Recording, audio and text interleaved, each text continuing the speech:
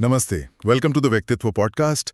आज हम बात करने वाले हैं राजा राम मोहन रॉय के बारे में। हाँ, राजा राम मोहन रॉय एक ऐसा नाम जिसे अक्सर father of the Indian renaissance यानी भारतीय पुनर्जागरण का जनक कहा जाता है। बिल्कुल, और ये सिर्फ एक टाइटल नहीं है ना? इसके पीछे एक पूरी कहानी है, क्रांति छुपी है। सही कहा। ये वो दौर था, मतलब 19वीं सदी का भारत, जब समाज में कई कुरीतियां थीं, ठहराव सा था। हाँ, ब्रिटिश राज भी था, और उस माहौल में कोई व्यक्ति उठकर कहे कि हमें अपनी परंपराओं पर सवाल उठाना चाहिए, ये बड़ी बात थी। और कमाल की बात यह है कि उन्होंने परंपरा को पूरी तरह नकारा नहीं, वो उसे तर्क और विवेक की कसौटी पर कसना चाहते थे। हाँ, मतलब वो पश्चिम की नकल नहीं कर रहे थे, बल्कि पूरब और पश्चिम के विचारों का एक संगम बनाने की कोशिश कर रहे थे। एग्जैक्टली। उनकी कोशिश थी भारत की जड़ों को, प्राचीन ग्रंथों को समझकर उन्हें आज के समय के लिए रेलेवेंट बनाना। तो आज हमारी कोशिश यही रहेगी कि उनके जीवन, उनके विचारों और भारत पर उनके गहरे असर को ठीक से समझें। जरूर। चलिए शुरू करते हैं उनके शुरुआती जीवन और शिक्षा से, क्योंकि किसी भी व्यक्ति की सोच की नींव तो वहीं पड़ती है। हाँ, तो उनका जन्म कब और कहाँ हुआ? राजा राम मोहन रॉय का जन्म हुआ था 22 मई 1772 को बंगाल के हुगली जिले के राधानगर गांव में। एक संपन्न ब्राह्मण परिवार में, है ना? हाँ, परिवार काफी समृद्ध था, और एक दिलचस्प बात यह है कि परिवार में ही धार्मिक विविधता थी। उनके पिता रामकांत रॉय वैष्णव थे और नवाब के यहाँ काम करते थे। अच्छा। और उनकी माँ तारिणी देवी, वो एक शैव परिवार से थीं, तो बचपन से ही उन्हें हिंदू धर्म की अलग अलग धाराओं को देखने का मौका मिला। ये तो काफी यूनिक बैकग्राउंड है उस समय के हिसाब से। शायद इसी वजह से उनमें एक खुलापन आया होगा। बिल्कुल, अलग अलग नजरिए देखने की आदत पड़ी होगी। और फिर उनकी शिक्षा, वो तो और भी असाधारण थी। हाँ, बताइए उसके बारे में। देखिए, पहले तो गांव की पाठशाला में बंगाली और संस्कृत की पारंपरिक शिक्षा हुई। ठीक है। फिर उन्हें पटना भेजा गया। उस समय पटना फारसी और अरबी सीखने का एक बड़ा केंद्र था। ये भाषाएं प्रशासन और इस्लामी ज्ञान के लिए जरूरी थीं। तो वहां उन्होंने इस्लामी धर्मशास्त्र ही पढ़ा, सूफीवाद भी? हाँ, पटना में उन्होंने इस्लामी थियोलॉजी और सूफी दर्शन को जाना। फिर उन्हें काशी यानी वाराणसी भेजा गया, हिंदू धर्म के ज्ञान के लिए। सही। वहां उन्होंने संस्कृत और हिंदू दर्शन, वेद, उपनिषद, इनका गहरा अध्ययन किया। मतलब बंगाली, संस्कृत, फारसी, अरबी और हिंदू और इस्लामी दोनों तरह के धार्मिक ग्रंथ। ये तो कमाल की डाइवर्सिटी है एजुकेशन में। और यही बात उन्हें खास बनाती है। ये मल्टीलिंगुअल, मल्टी रिलीजियस एजुकेशन उस जमाने में बहुत अनकॉमन थी। इसने उन्हें एक तुलनात्मक दृष्टिकोण दिया। हाँ, वो सिर्फ पढ़ नहीं रहे थे, वो शायद कंपेयर कर रहे थे, विश्लेषण कर रहे थे, कि मूल सिद्धांतों को समझने की कोशिश कर रहे थे। और ये सिलसिला यही नहीं रुका।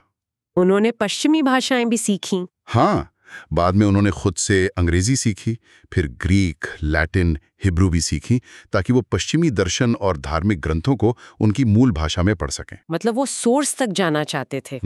एनलाइटनमेंट थिंकर्स का उन पर काफी असर बताया जाता है। हाँ, जॉन लॉक, वॉल्टेयर जैसे विचारकों के तर्कवाद और उदारवाद का उन पर प्रभाव पड़ा। तो एक तरह से उनके अंदर पूरब और पश्चिम का एक अनूठा संगम तैयार हो रहा था। और इसी ने शायद उन्हें वो क्षमता दी कि वो दोनों दुनियाओं के बीच एक पुल बन सके। सही कहा। उनके शुरुआती अनुभव इसमें जुड़े, जैसे सती प्रथा का वो अनुभव। हाँ, जिसके बारे में कहा जाता है कि शायद उनकी अपनी भाभी सती हुई थी। हालांकि इस पर इतिहासकारों में मतभेद है, लेकिन ये माना जाता है कि इस प्रथा ने उन पर बहुत गहरा असर डाला था। फिर उन्होंने भारत और तिब्बत की काफी यात्राएं की। अच्छा, तिब्बत भी गए थे? हाँ, वहां भी गए। अलग अलग संस्कृतियों और धार्मिक प्रथाओं को देखा।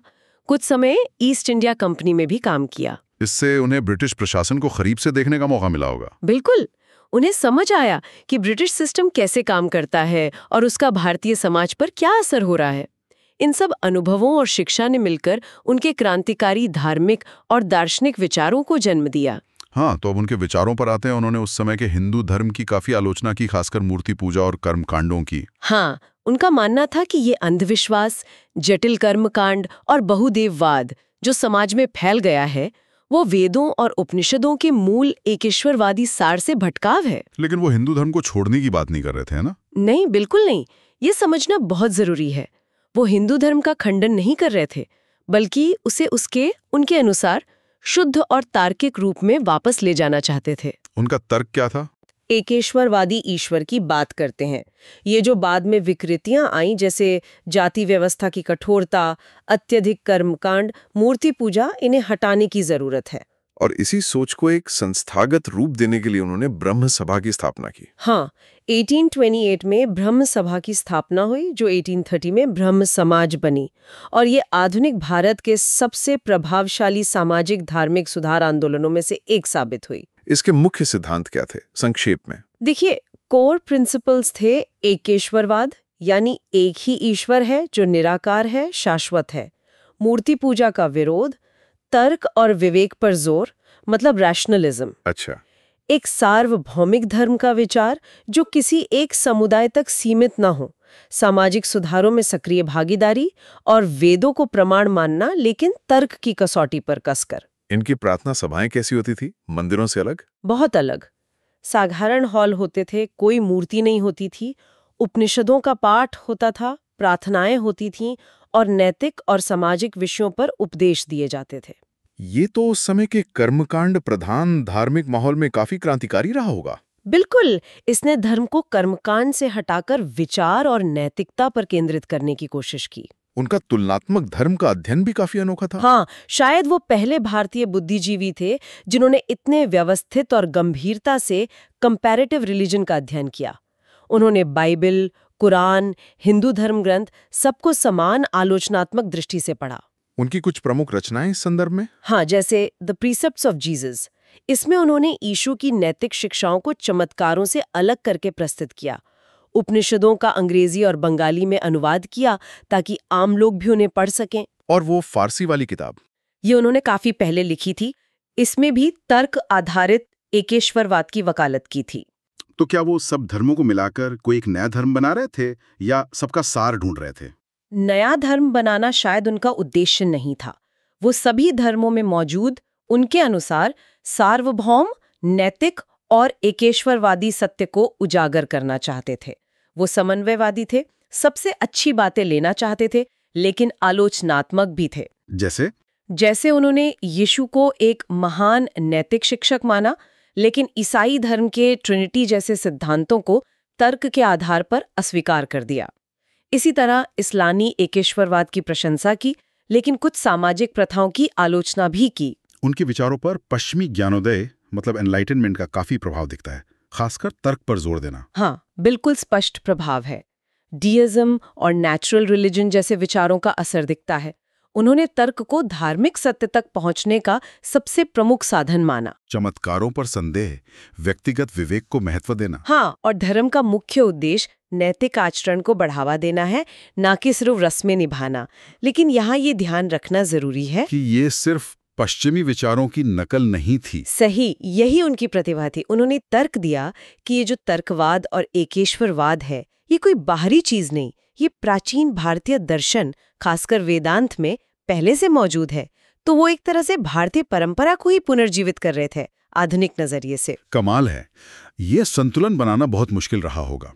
अच्छा, अब आते हैं उनके सबसे प्रसिद्ध काम पर, सती प्रथा के खिलाफ उनका अभियान। हाँ, सती प्रथा, जिसमें विधवाओं को उनके पति की चिता पर जिंदा जला दिया जाता था। ये बंगाल में खासकर ऊंची जातियों में काफी फैली हुई थी। और राय का विरोध सिर्फ भावनात्मक नहीं था, उन्होंने इसके खिलाफ तर्क भी दिए। बिल्कुल, उनका अभियान बहुआयामी था। सबसे पहले तो उन्होंने धार्मिक ग्रंथों का ही सहारा लिया। ये कैसे किया उन्होंने? उन्होंने संस्कृत ग्रंथों का गहरा अध्ययन किया और ये साबित करने की कोशिश की कि शास्त्रों में सती होना अनिवार्य नहीं बताया गया है।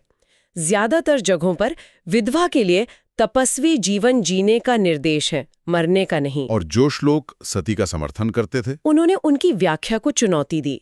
कहा कि या तो उनकी गलत व्याख्या की जा रही है या फिर वो स्वैच्छिक आत्मदाह के दुर्लभ मामलों की बात करते हैं, न कि जबरदस्ती जलाने की। उन्होंने शास्त्रों को ही हथियार बनाया। और नैतिक तर्क, वो तो जाहिर है। हाँ। उन्होंने जोर देकर कहा कि किसी भी इंसान को, खासकर एक असहाय विधवा को, मरने के लिए मजबूर करना या उस पर सामाजिक दबाव बनाना मानवीय गरिमा और अहिंसा के मूल सिद्धांतों का घोर उल्लंघन है। उन्होंने इसके पीछे के सामाजिक और आर्थिक कारणों पर भी उंगली उठाई थी, है ना? रिश्तेदारों के आर्थिक हित जुड़े होते थे।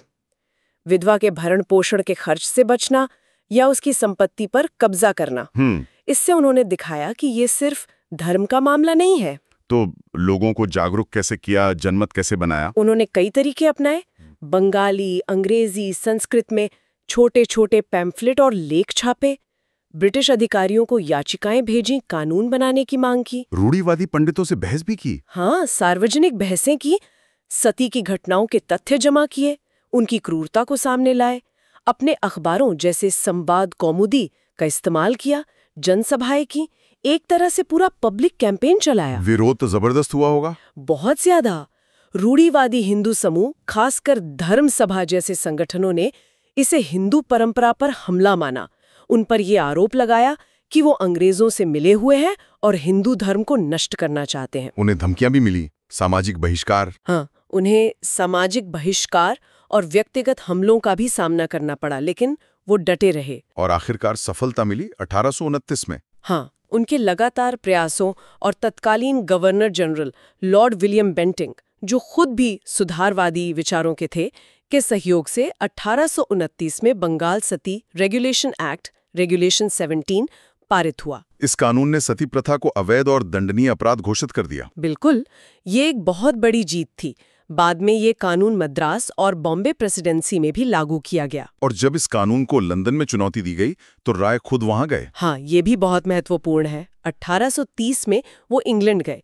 जब रूढ़िवादी पक्ष ने इस कानून को रद्द करवाने के लिए लंदन में प्रिवी काउंसिल में अपील की, तो राजा राम मोहन राय ने वहां इस कानून के पक्ष में मजबूती से तर्क रखे। और प्रिवी काउंसिल ने कानून को बनाए रखा। हाँ, 1832 में प्रिवी काउंसिल ने प्रतिबंध की पुष्टि कर दी। ये दिखाता है कि कैसे एक स्थानीय सुधार आंदोलन और राज्य की शक्ति मिलकर बड़ा बदलाव ला सकते हैं। सती प्रथा के अलावा उन्होंने महिलाओं के दूसरे अधिकारों और शिक्षा पर भी जोर दिया।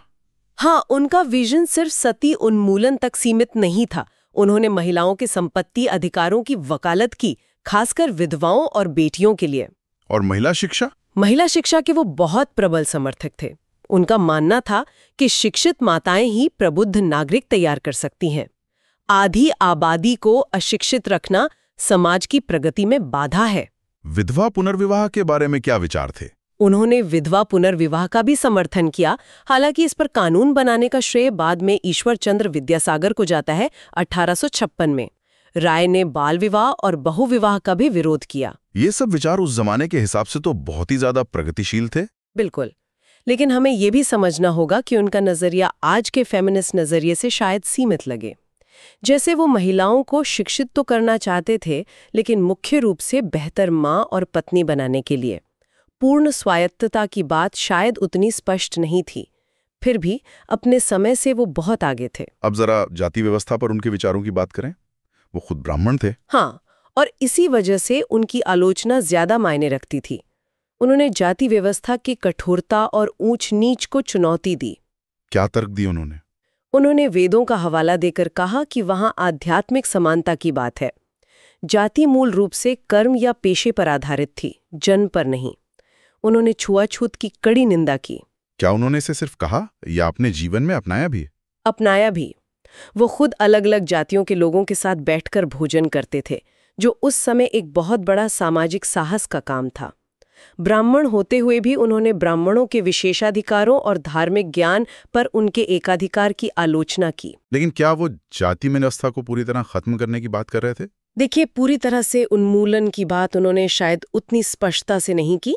उनका जोर सुधार पर था, उसकी बुराइयों को दूर करने पर, उसे ज्यादा तार्किक बनाने पर था।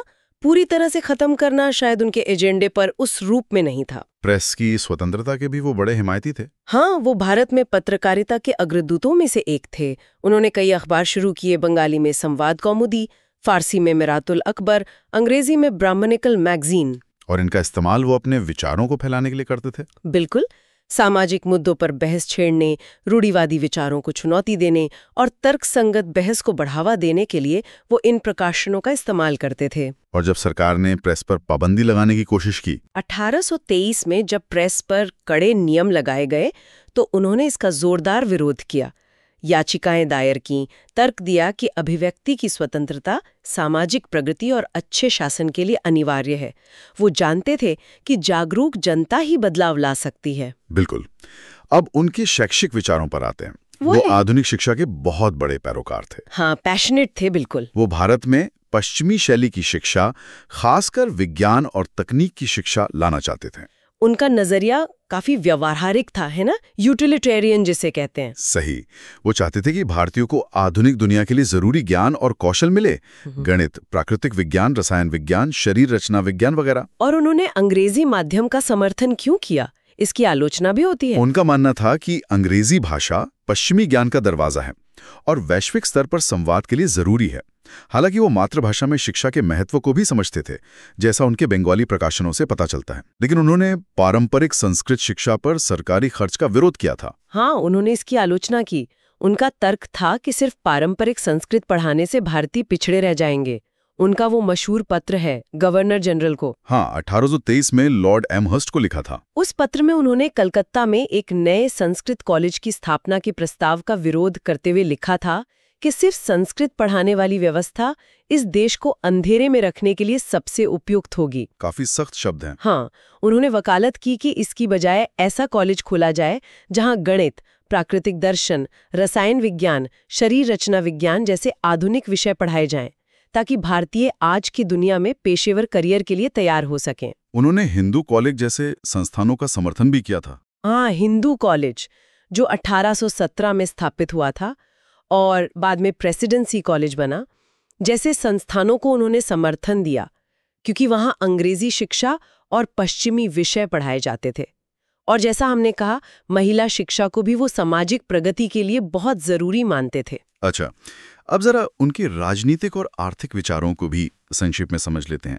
राजनीतिक रूप से वो संवैधानिक शासन में विश्वास रखते थे, मतलब कानून का राज, प्रतिनिधि संस्थाएं जिनमें भारतीयों का भी प्रतिनिधित्व हो, शक्तियों का बंटवारा और नागरिक स्वतंत्रताएं जैसे बोलने की, प्रेस की और सभा करने की आजादी। तो वो ब्रिटिश शासन के पूरी तरह खिलाफ थे या उसमें सुधार चाहते थे? ये एक जटिल सवाल है। वो सुधारों के लिए ब्रिटिश अधिकारियों के साथ काम करते थे, लेकिन वो औपनिवेशिक शासन की बुराइयों के कड़े आलोचक भी थे। जैसे भारत की संपत्ति का ब्रिटेन जाना, ड्रेन ऑफ वेल्थ, प्रशासनिक भ्रष्टाचार और उत्पीड़न, न्याय व्यवस्था में भारतीयों के साथ भेदभाव, खासकर जब मामला यूरोपियों से जुड़ा हो, और नस्लीय भेदभाव। इन सब की उन्होंने आलोचना की। भारतीयों के लिए वो किन अधिकारों की मांग कर रहे थे? वो चाहते थे कि भारतीयों को प्रशासन में ऊंचे पदों पर नियुक्त किया जाए, उनके साथ कानून के सामने समान व्यवहार हो, उन्हें संपत्ति रखने और व्यापार करने की पूरी आजादी हो और शासन में उनकी राजनीतिक भागीदारी हो। जूरी अधिकारों के लिए भी उन्होंने आवाज उठाई थी? हाँ, उस समय भारतीयों को जूरी में शामिल होने का अधिकार नहीं था या बहुत सीमित था। उन्होंने इसके लिए भी अभियान चलाया। उनका नजरिया काफी अंतर्राष्ट्रीय भी लगता है। बिल्कुल, वो दुनिया भर में हो रही घटनाओं पर नजर रखते थे, जैसे फ्रांस की जुलाई क्रांति 1830, आयरलैंड का स्वतंत्रता आंदोलन, ब्रिटेन में संसदीय सुधार, दास्ता विरोधी आंदोलन। इन सबको उन्होंने अपना समर्थन दिया। वो मानवाधिकारों को सार्वभौमिक मानते थे। और आर्थिक विचार, आपने ड्रेन ऑफ वेल्थ का जिक्र किया। हाँ, वो उन शुरुआती विचारकों में से थे जिन्होंने भारत से ब्रिटेन की ओर हो रहे धन के प्रवाह को पहचाना और उसकी आलोचना की। उन्होंने कृषि सुधारों की बात की, जमींदारी व्यवस्था की कुछ बुराइयों की आलोचना की, किसानों के अधिकारों जैसे कार्यकाल की सुरक्षा, उचित लगान की वकालत की। भारी टैक्स का विरोध? हाँ, भारी करों का विरोध किया और एक समान और न्यायपूर्ण कर प्रणाली की मांग की। वो भारतीय व्यापार और उद्योग के विकास के भी समर्थक थे और तकनीकी प्रगति को महत्व देते थे। फिर 1830 में उनकी इंग्लैंड यात्रा हुई। ये क्यों हुई थी? इसके कई कारण थे। एक तो जैसा हमने बात की, सती प्रतिबंध कानून का प्रिवी काउंसिल में बचाव करना था। हाँ। दूसरा, वो मुगल बादशाह अकबर द्वितीय के दूत बनकर गए थे। अकबर द्वितीय ने ही उन्हें राजा की उपाधि दी थी। उन्हें बादशाह की पेंशन बढ़ाने के मामले में ब्रिटिश सरकार से बात करनी थी। अच्छा, ये राजा की उपाधि मुगल बादशाह ने दी थी? हाँ, इसके अलावा वो भारत में शैक्षिक और राजनीतिक सुधारों के लिए लॉबिंग करना चाहते थे और पश्चिम के साथ सांस्कृतिक आदान प्रदान को भी बढ़ावा देना चाहते थे। ब्रिटेन में उनका स्वागत कैसा हुआ? वहाँ के उदारवादी और सुधारवादी हलकों में उनका बहुत गर्मजोशी से स्वागत हुआ। वो एक सेलिब्रिटी की तरह थे। उन्होंने वहां के बुद्धिजीवियों से भी मुलाकात की? हाँ, जेरेमी बेंथम जैसे प्रसिद्ध दार्शनिकों से मिले। यूनिटेरियन, एकेश्वरवादी ईसाई समुदायों के साथ उनके अच्छे संबंध बने।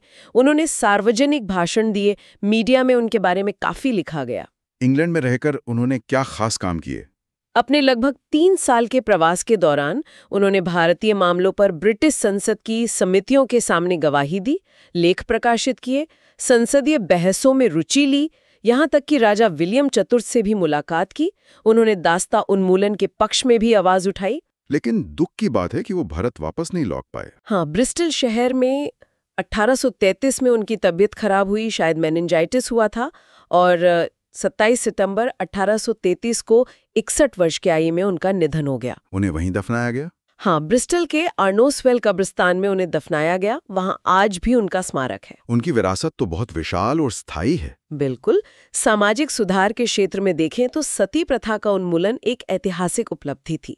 उन्होंने ईश्वर चंद्र विद्यासागर, ज्योतिबा फूले जैसे बाद के सुधारकों को प्रेरणा दी। ब्रह्म समाज भी चलता रहा? हाँ, ब्रह्म समाज ने उनके बाद भी महत्वपूर्ण काम जारी रखा और उन्होंने सुधार का एक तरीका दिखाया। शास्त्रों की नई व्याख्या, तर्क का प्रयोग, जनमत तैयार करना और कानूनी कार्रवाई। इसीलिए उन्हें भारतीय पुनर्जागरण का जनक कहा जाता है। वो सिर्फ एक समाज सुधारक नहीं थे, बल्कि एक विचारक, शिक्षाविद, पत्रकार, सब कुछ थे। सही कहा। धार्मिक सुधार, हिंदू धर्म के अंदर और अंतर्धार्मिक संवाद, आधुनिक शिक्षा की नींव रखना, खासकर अंग्रेजी और विज्ञान पर जोर, महिला शिक्षा, महिलाओं के अधिकारों की बात उठाना, शुरुआती राष्ट्रवादी राजनैतिक विचारों को आवाज देना, पत्रकारिता की शुरुआत करना, उनका प्रभाव बहुत व्यापक था। उन्हें अंतर्राष्ट्रीय स्तर पर भी पहचान मिली। लेकिन जैसा हर महान हस्ती के साथ होता है, उनकी भी कुछ आलोचनाएं होती हैं, उन पर भी बात करना जरूरी है। हाँ, एक संतुलित दृष्टिकोण जरूरी है। एक आलोचना ये की जाती है कि वो सुधारों को लागू करने के लिए ब्रिटिश सत्ता पर काफी निर्भर थे। क्या ये व्यावहारिकता थी या एक तरह का सहयोग? इस पर बहस होती है। और उनके सुधार कितने जमीनी थे? क्या वो सिर्फ अभिजात्य वर्ग तक सीमित थे? ये भी एक अहम सवाल है। आलोचक कहते हैं कि उनके सुधारों का फायदा मुख्य रूप से शहरों में रहने वाले ऊंची जाति के पढ़े लिखे वर्ग को ही मिला। उन्होंने जाति व्यवस्था को पूरी तरह खत्म करने की वकालत नहीं की। महिलाओं के अधिकारों पर भी उनका दृष्टिकोण आज के मानकों से सीमित था। हालांकि उनके समर्थक कहते हैं कि उन्हें उनके समय के संदर्भ में देखा जाना चाहिए। बिल्कुल, उस समय के हिसाब से उनके विचार क्रांतिकारी थे। एक और आलोचना उनके धार्मिक दृष्टिकोण पर होती है। क्या?